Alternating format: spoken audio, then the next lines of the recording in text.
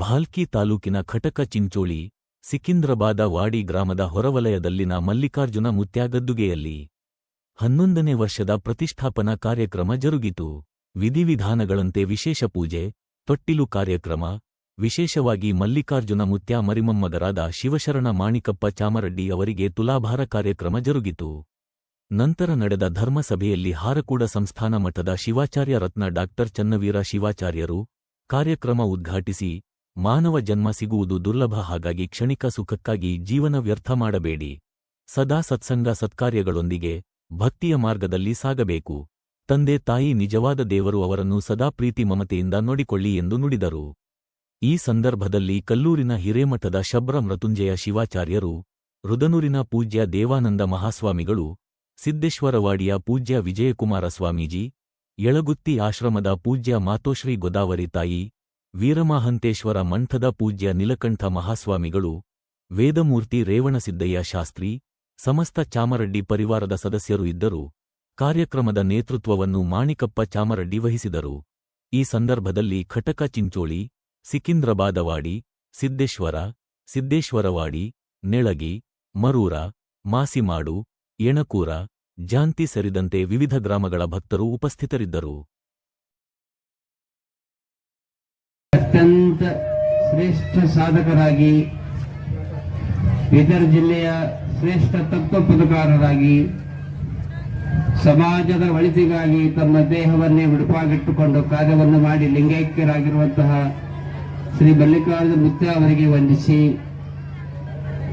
ಇಂದಿನ ಪವಿತ್ರ ಪರ್ವಕಾಲಕ್ಕೆ ಆಗಮಿಸಿ ಪಾವನ ನೇತೃತ್ವವನ್ನು ವಹಿಸಿರ್ತಕ್ಕಂಥ ಶಂಕರಲಿಂಗ ಮಹಾರಾಜರಿಗೆ ವಂದಿಸಿ, ಕಲ್ಲೂರು ಶ್ರೀಗಳವರಿಗೆ ವಂದಿಸಿ, ವೇದಿಕೆಯ ಮೇಲೆ ಉಪಸ್ಥಿತರಿರುವಂತಹ ಎಲ್ಲ ಪೂಜ್ಯರಿಗೆ ವಂದಿಸಿ, ಮಲ್ಲಿಕಾರ್ಜುನ ಮುತ್ಯ ಅವರ ಮೇಲೆ ಅಪಾರವಾಗಿರುವಂತಹ ಭಕ್ತಿ, ಶ್ರದ್ಧೆ, ವಿಶ್ವಾಸವನ್ನಿಟ್ಟು ಆಗಮಿಸಿರುವಂತಹ ಎಲ್ಲ ಅನುಭಾವಿ ಸದ್ಭಕ್ತಾದಿಗಳೇ, ಹಿರಿಯರೇ, ಮಾತೆಯರೇ, ಮಕ್ಕಳೇ, ನಿಮ್ಮೆಲ್ಲರ ಹೃದಯ ಮಂದಿರದಲ್ಲಿರುವಂತಹ ಪರಮಾತ್ಮನ ಶ್ರೀಚರಣಕ್ಕೆ ಶರಣು ಶರಣಾರ್ಥಿಗಳು.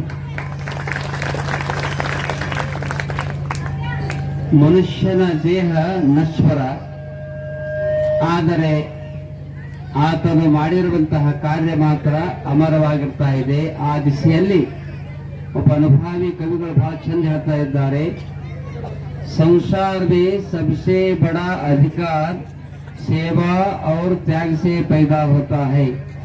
ಜಗತ್ತಿನಲ್ಲಿ ಶ್ರೇಷ್ಠವಾದಂತಹ ಅಧಿಕಾರ ಯಾವುದರಿಂದ ಸಿಗ್ತಾ ಇದೆ ಅಂದ್ರೆ, ಜಗತ್ತಿನಲ್ಲಿ ಸಮಾಜದಲ್ಲಿ ಯಾರ ಸೇವೆ ಮತ್ತು ಸಮಾಜಕ್ಕಾಗಿ ಯಾರ ತ್ಯಾಗವನ್ನು ಮಾಡ್ತಾ ಇದ್ದಾರಲ್ಲ, ಅವರು ಶ್ರೇಷ್ಠವಾದಂತಹ ಅಧಿಕಾರದಲ್ಲಿ ಇರ್ತಾ ಇದ್ದಾರೆ ಅನ್ನೋ ತತ್ವದಂತೆ ಮಲ್ಲಿಕಾರ್ಜುನ ಮುತ್ಯಾರವರು ಇವತ್ತು ಗತಿಸಿ ಅನೇಕ ವರ್ಷಗಳಾಗಿರಬಹುದು.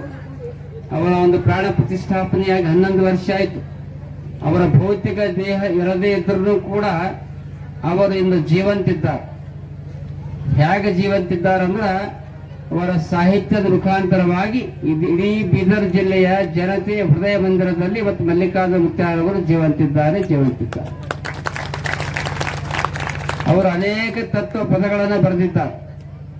ಈಗ ಜೂನ್ 5ನೇ ತಾರೀಕಿಗೆ ಬೀದರ್ ಜಿಲ್ಲೆಯ ತತ್ವ ಪದಕಾರರು ಎನ್ನುವಂತ ಗ್ರಂಥ ಹಾರಕೂಡ ಮಠದಿಂದ ಅದು ಪ್ರಕಟ ಆಗಿದೆ, ಬಿಡುಗಡೆ ಆಗ್ತಾ ಇದೆ.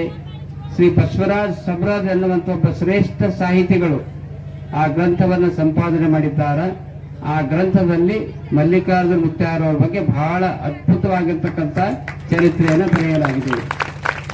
ಮಾಣಿಕಪ್ಪರು ಬಂದಾಗ ನಾನು ಬಹಳ ಖುಷಿ ಆಯ್ತು. ಎಲ್ಲಿಂದ ಬಂದಿರಿ? ಖಟಕ್ ಚಿಂಚೋಳಿ, ಅದು ನಮ್ಮದೇ ಅವರ ಬಂದು ಪ್ರತಿ ವರ್ಷ ನಾವು ಬರ್ತೀವಿ.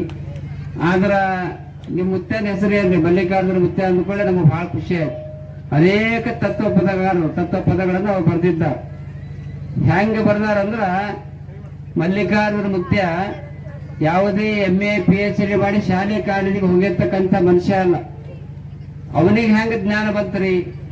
ತತ್ವ ಪದವನ್ನು ಬರೀತಕ್ಕಂಥ ಶಕ್ತಿ ಹೆಂಗ ಬಂತಂದ್ರ, ಗುರುವಿನ ಮೇಲೆ ಅಪಾರವಾಗಿರುವಂತ ಶ್ರದ್ಧೆ, ಭಕ್ತಿಯನ್ನಿಟ್ಟು ಅವ್ರ ಪದ್ಯವನ್ನು ಬರ್ತಿರ್ತಾರೆ. ಕಾಳಿದಾಸನ ಚರಿತ್ರೆ ನೀವೆಲ್ಲ ಕೇಳಿರಿ.